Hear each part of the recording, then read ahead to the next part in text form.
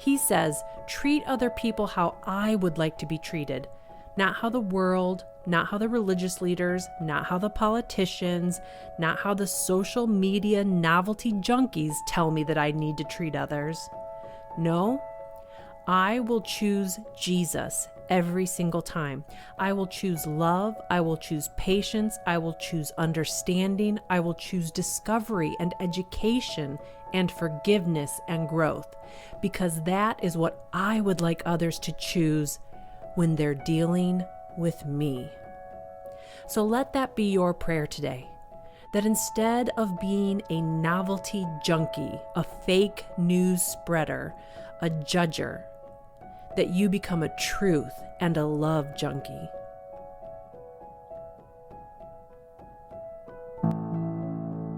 Welcome to the I Will Be Your Church podcast virtual sanctuary.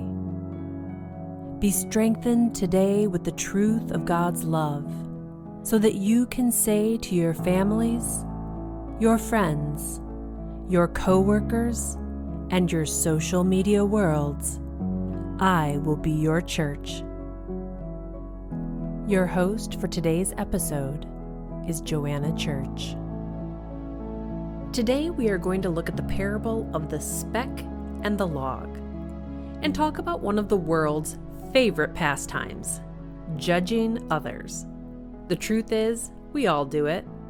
We overlook our own shortcomings, our own moral failures, our own bad choices and sins, but we easily see the shortcomings, moral failings, bad choices, and sins of others. And it really has become a pastime in our culture. Our entire online worlds are built around making snap judgments, both good and bad, as we scroll through hundreds of images, video clips, quotes, memes, tweets, talking heads, and news bites. In an MIT study, fake information was 70% more likely to be retweeted than facts, the study showed.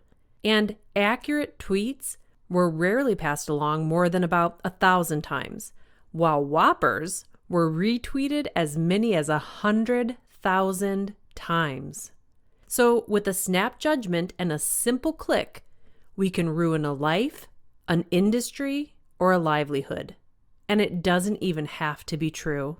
Sinan Oral, the paper's senior author and head of MIT's Initiative on the Digital Economy, says that people who use Twitter are novelty junkies, the study suggests, and they often forward surprising, disgusting, or fear-inducing information without stopping to check and see if it's true.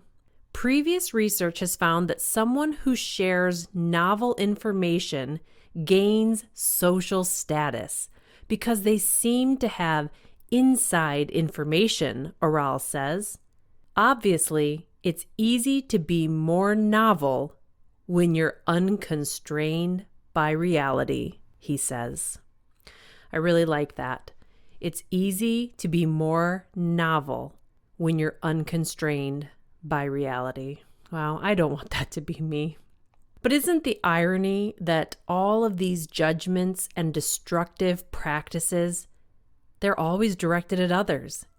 We rarely see one of these novelty junkies shining the light on their own failures, their own mistakes, their own shortcomings. When was the last time that you or I put a post up on our social media feed saying, I failed, I got it wrong? We like to hide our own issues in the shadows of hypocrisy while shining a spotlight on everyone else. Well, let's see what Jesus had to say about this in today's scripture parable, taken from Matthew chapter 7. Do not judge others, and you will not be judged. For you will be treated as you treat others. And the standard that you use in judging is the standard by which you will be judged. And why do you worry about a speck that you see in your friend's eye when you have a log in your own? How can you think of saying to your friend, hey, let me help you get rid of that speck in your eye, when you can't even see past the log in your own eye? Hypocrites, first get rid of the log in your own eye And then you will see well enough to deal with the speck that's in your friend's eye. Do to others whatever you would like them to do to you. This is the essence of all that is taught in the law and the prophets. Well, some may call this karma. Some may call this reaping what you sow. Whatever you call it, it is a spiritual truth, whether you believe in spiritual things or not. This is being played out in our lives every single day in many different ways. Whereas we're judging, judgment is coming back on us. And over the last few years, we have seen this play out in a culture that shows no mercy for some, while insisting on mercy being granted to them at all times, no matter what they do. We see unfollows, unfriends, actual fake news. We see reporters, both real and armchair, digging deep into the recesses of a person's past to try and find anything they can to cancel that person. A lone tweet, an image from college, anything that can be used to destroy a person they disagree with. Thank God Instagram and Facebook and TikTok were not around when I was in high school and university, because I guarantee there would be some images out there, there'd be some quotes out there for me that are not representative of who I am today at all. And it would be very embarrassing if someone were to dig back that far and find that about me, because that isn't who I am today. And we see it on either side of our current cultural and political divide. No one is exempt. We're all doing it. We are so worried about finding the faults in those we don't like or those we disagree with that we never stop to look at the hate, the self-righteousness, the moral bankruptcy that has become a giant log in our own eyes, so that we can't even see with accuracy the speck that is in our neighbor's eye. We have such a large log in our own eye that we're looking and saying there's a speck in their eye, but we can't even see what that speck really is because our vision has been distorted. What we see in them is actually being distorted by our own faults. We're judging them based off something that we're seeing through a lens of a giant log. Our lens has been skewed. We're trying to say to our friends and our family, hey, let me help you deal with this area of your life, while all the while we refuse to deal with our own selves, which means we can't even see clearly how to help our friends deal with those problem areas in their lives. And yet, doesn't Jesus sum this all up so well when he says, do to others whatever you would like them to do to you, or treat others how you would like them to treat you. So how do we apply this today? Well, when I have an area of my life that is wrong, that is hateful, prideful, self-righteous, prejudiced, sexist, greedy, lustful, whatever, do I want to be called out publicly for it? Do I want some version of my truth skewed by an image or a tweet?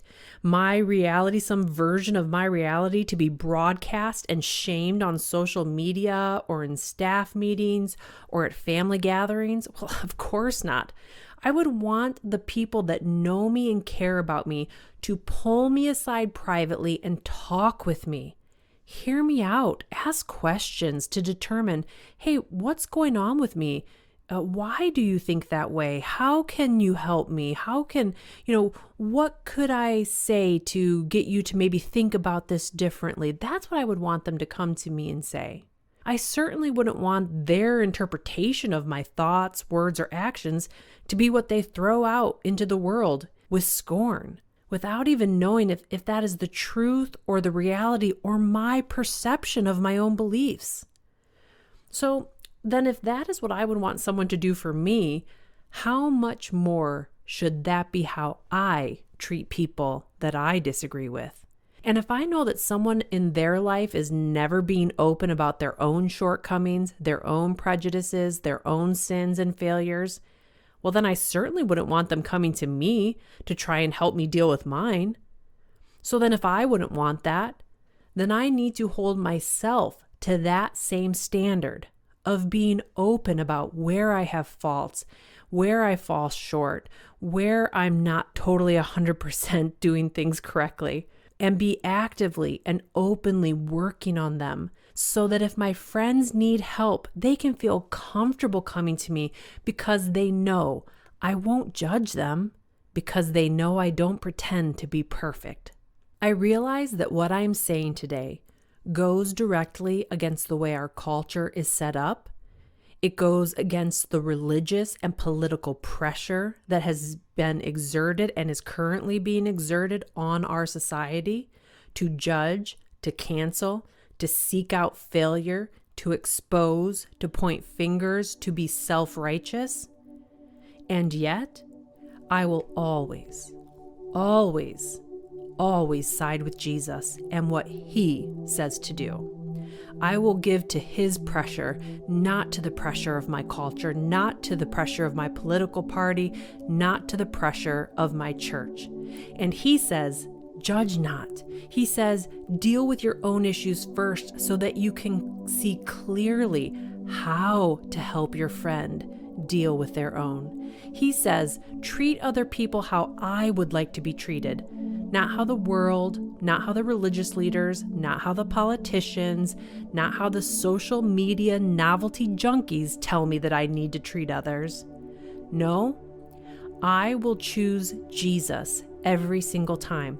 I will choose love. I will choose patience. I will choose understanding. I will choose discovery and education and forgiveness and growth, because that is what I would like others to choose when they're dealing with me. So let that be your prayer today, that instead of being a novelty junkie, a fake news spreader, a judger, that you become a truth and a love junkie.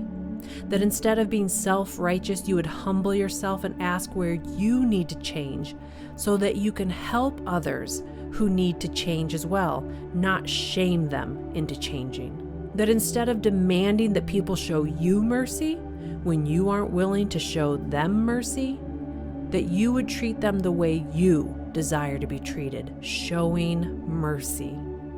Give this a try for the next few days and see the shifts that happen in your life.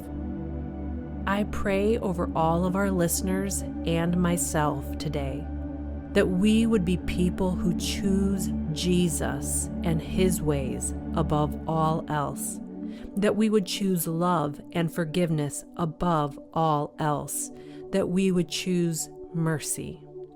I pray that God's Spirit would open our eyes so that we can see where we need to change, so that we can have clear vision to help lead the people around us into change. And as we let go of judgment and hate and self-righteousness, I declare over everyone who's listening today that any judgments and hates and condemnation that others have directed against us would be made void. Now go be the church to your world. If you feel blessed by the I Will Be Your Church podcast, please subscribe so you never miss a day, and then share it with your friends. Check out our website, iwillbeyourchurch.com, to learn more about us, check out Ben's blog, connect with us on social media, and become part of this church family movement.